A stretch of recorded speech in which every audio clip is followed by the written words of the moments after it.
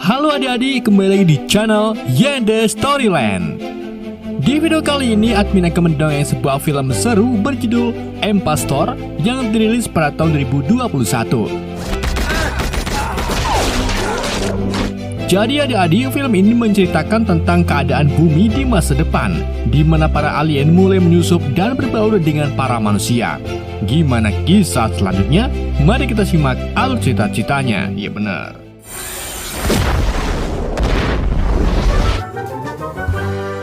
Gak bisa bahasa Inggris.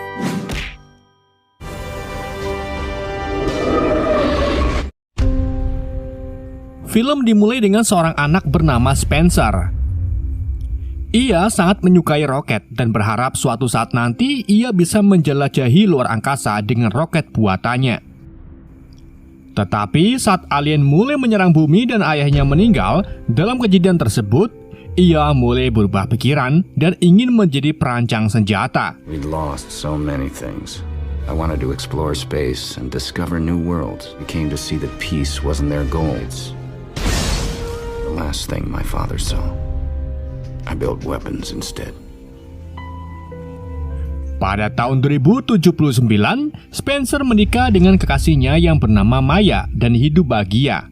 Suatu pagi, mereka sedang menonton berita mengenai penyerangan Centauri yang menyebabkan kehilangan para kolonel penting.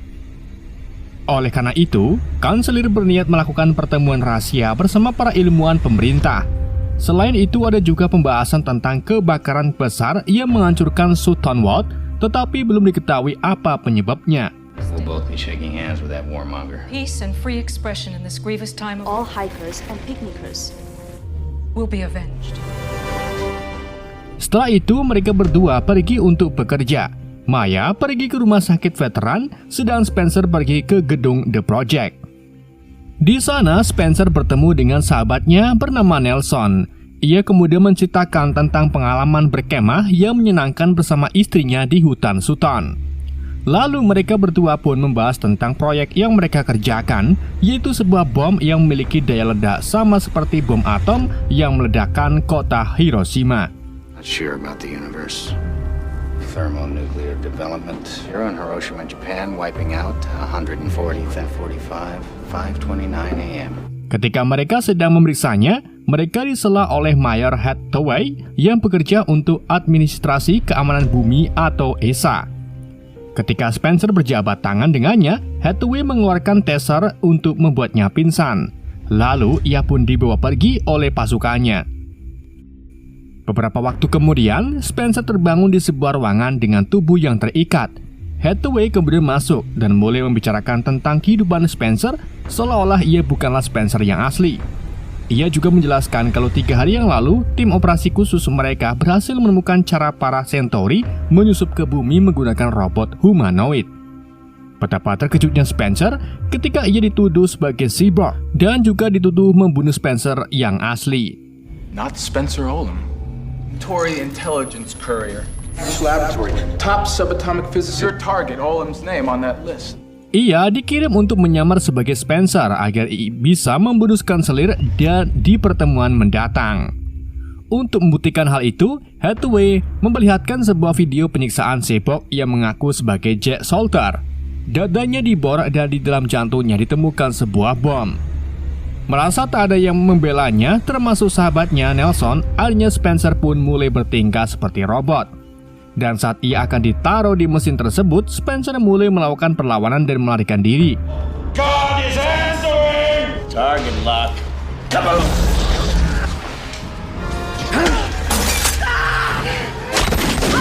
Gun down! Get back!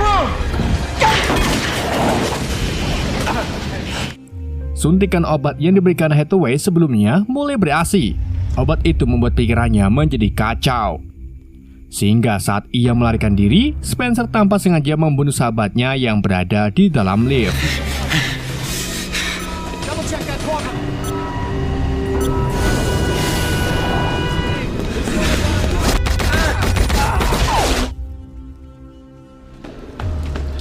Lalu setelah ia berhasil keluar dari gedung, ia segera menghubungi istrinya yaitu Maya.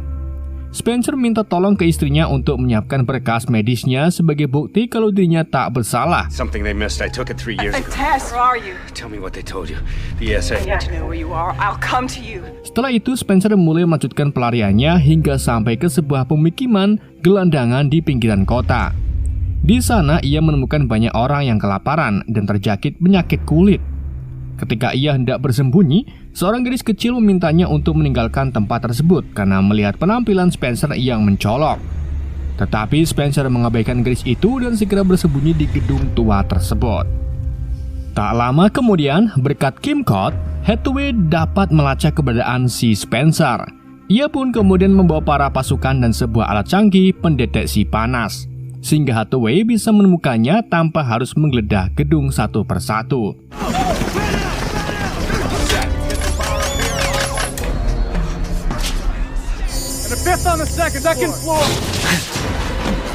Spencer yang melihat hal itu mulai panik dan para penjaga mulai menerobos masuk ke dalam gedung. Beruntungnya, pada detik-detik terakhir, Spencer tertangkap oleh para gelandangan dan dibawa ke markasnya. I've got another one. 3rd floor. Identify brother on the 4th floor.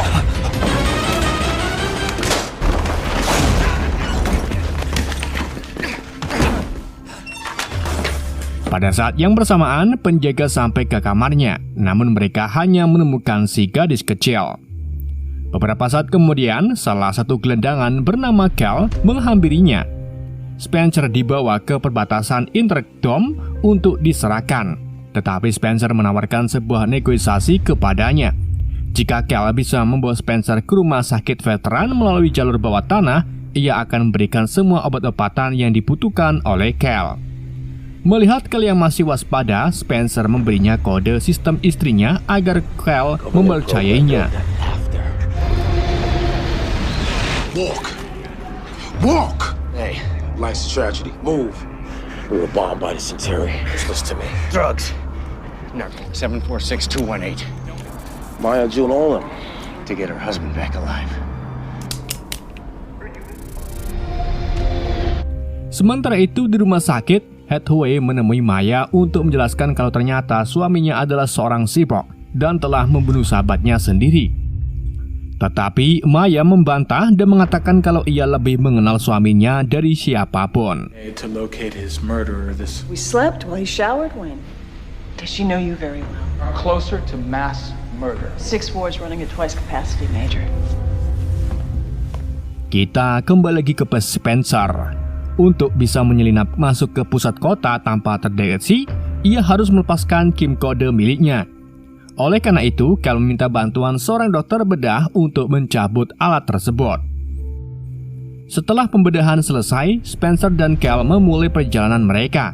Tetapi sebelum mereka pergi, Spencer memutuskan untuk menyimpan Kim Code miliknya. Setelah itu, saat mereka sampai di terowongan, mereka bertemu sekelompok orang yang mengetahui identitas asli Spencer. Hal ini membuat Cal marah. Ia merasa telah dibohongi oleh Spencer. Lalu, tiba-tiba kelompok tersebut mulai menyerang mereka. Sebuah tongkat melayang dan mengenai Cal. Ternyata kelompok tersebut mengincar Spencer untuk diserahkan ke petugas agar mendapatkan imbalan.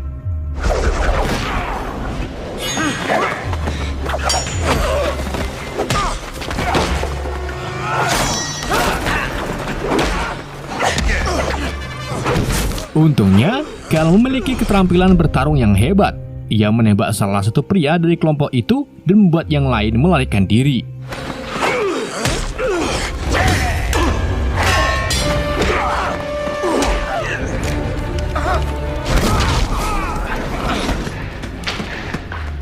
Kemudian duo ini melanjutkan perjalanannya. Sesampainya di pusat kota, sebuah hologram besar menampilkan wajah Spencer sebagai buronan yang paling dicari. Oleh karena itu, Spencer melakukan penyamaran menggunakan tedung hoodie dan sebuah kacamata. Saat hendak melewati mesin pemindai, Spencer merasa ragu, tetapi ternyata pencabutan Kim Code benar-benar membuatnya tak terdeteksi. Ya benar. Saat di keramaian, obat yang disuntikan Esa mulai bereaksi dan membuatnya berhalusinasi melihat Hathaway di mana-mana, bahkan membuatnya hingga pingsan. Cal kemudian dengan cepat membawa Spencer dan menyembunyikannya. Setelah sadar, ia melihat Hathaway lalu tiba-tiba ia memiliki sebuah ide. Kemudian Spencer mulai berbaur di kerumunan dan ia menebarkan dirinya ke Hathaway sembari memasukkan Kim Code ke sakunya. Pada saat yang bersamaan, tim ESA mendapatkan sinyal tersebut dan mulai mengerahkan pencarian terhadap Spencer. Still believes us? South sector of main promenade, post number 4-9. Take your men 1,000 meters south from here. Go! I'm gonna burn some bodies immediately. Di sisi lain, Spencer dan Cal dengan aman bisa menyelinap ke rumah sakit melalui area yang ditinggalkan. Namun sayangnya pintu tersebut terkunci dan tak bisa dibuka. Hingga akhirnya mereka memutuskan untuk masuk lewat atap kipas. Setelah berhasil keluar dari sana, mereka menyamar sebagai perawat dan korban kecelakaan untuk menyusup ke dalam rumah sakit. Sementara itu di luar, Hathaway dibuang kebingungan dengan laporannya mengatakan kalau Spencer berada di antara mereka.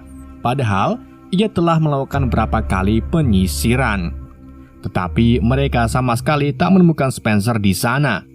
Sampai akhirnya Hathaway memeriksa sakunya dan menemukannya Kim Code milik Spencer.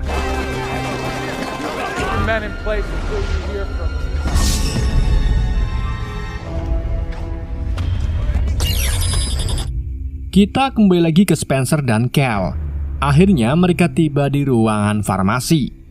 Sesuai janjinya, Spencer memberikan semua obat-obatan yang dibutuhkan oleh Cal. Setelah itu, Spencer menyuruhnya untuk segera meninggalkan rumah sakit karena beberapa menit lagi rumah sakit ini akan dipenuhi oleh para pasukan ESA. Into the immunomeds now. Inside 5 minutes. Stuff he wants on the 3rd level. Kerjasama mereka pun akhirnya berakhir. Cal lalu menyerahkan pistolnya ke Spencer karena menurutnya Spencer akan lebih membutuhkannya. Lalu, Spencer meninggalkan Cal dan pergi ke ruangan istrinya untuk mengambil data medical check-up-nya.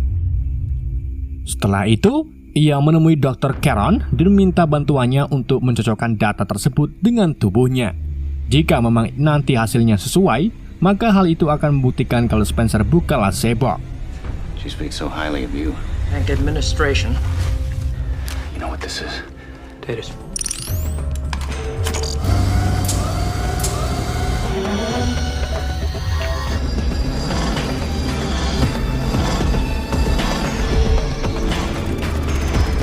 Saat proses pemindai berjalan, secara diam-diam Dr. Caron menekan tombol alarm untuk memanggil petugas. Untungnya Cal belum meninggalkan rumah sakit sehingga ia bisa membantunya untuk melarikan diri. Walk away right now. Do not move. Tetapi sayangnya, saat mereka sedang bertarung, Cal terkena tusukan oleh Dr. Caron. Di samping itu, proses memindai tubuh Spencer terputus, jadi ia belum bisa membuktikan kalau ia bukanlah sebok. Kejar-kejaran pun terjadi di antara Spencer dan para petugas ESA.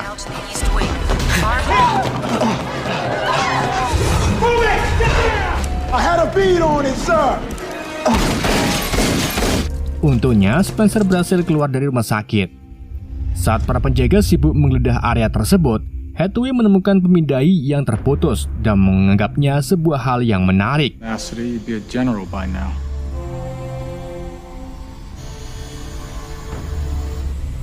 Of course they are. Beberapa saat kemudian, Spencer sampai di stasiun. Ia mendengar berita kalau kunjungan kanselir telah dibatalkan. Ia juga mendengar kalau para petugas pemadam kebakaran masih berupaya memadamkan api di Sutton Ward. Kemudian ia menghubungi Maya dan mintanya untuk menemuinya di tempat pertama kali mereka bertemu. Maya, and meet me. Don't say anymore. You've got to trust you. You meet me. Beberapa waktu kemudian, akhirnya Maya menemui Spencer di Sutton Ward. Di sana Spencer menjelaskan kalau unit ESA telah melakukan kesalahan karena Spencer tak pernah diculik dan digantikan oleh Seaborg. Karena pesawat yang membawa Seaborg Centauri mengalami kecelakaan dan untuk membuktikan hal tersebut, mereka harus menemukan pesawatnya. Tangis Maya pun pecah setelah mendengar hal ini. Lalu pasangan tersebut pun akhirnya berpelukan dengan haru. Tetapi tiba-tiba, lampu menyala mengelilingi mereka. Pasangan itu pun mulai melarikan diri menyusuri hutan sembari dikejar-kejar oleh pasukan Esa.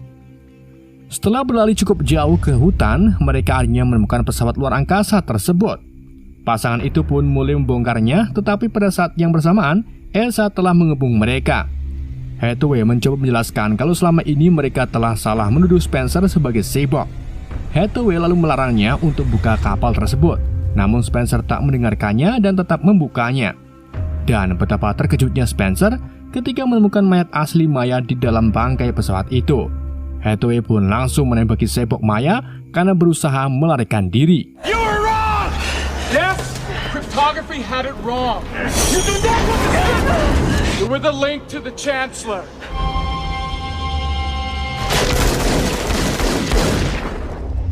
Lalu Hathaway menjelaskan kalau Spencer hanya dimanfaatkan sebagai jembatan agar dirinya bisa bertemu dengan Chancellor. Tetapi semua perkiraan Hathaway ternyata salah. Hal itu dibuktikan oleh salah satu anggota Esa yang menemukan mayat Spencer yang asli. Menyadari hal itu, cyborg Spencer langsung mengaktifkan bomnya yang membuat mereka semua terbunuh.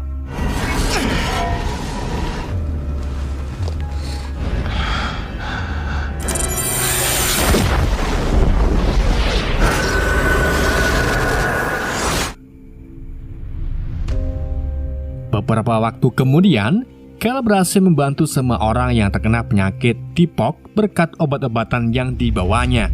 Lalu Cal menyaksikan berita tentang kejadian ledakan yang sangat dahsyat, dan ledakan itu menyebabkan ribuan korban jiwa, termasuk Mayor Hathaway, Maya, dan Spencer, yang menjadi buronan karena dituduh sebagai mata-mata musuh.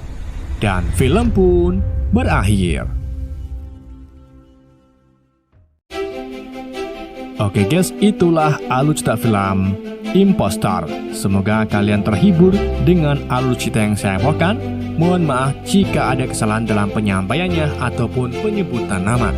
Sekian dari YND, sampai jumpa di video berikutnya.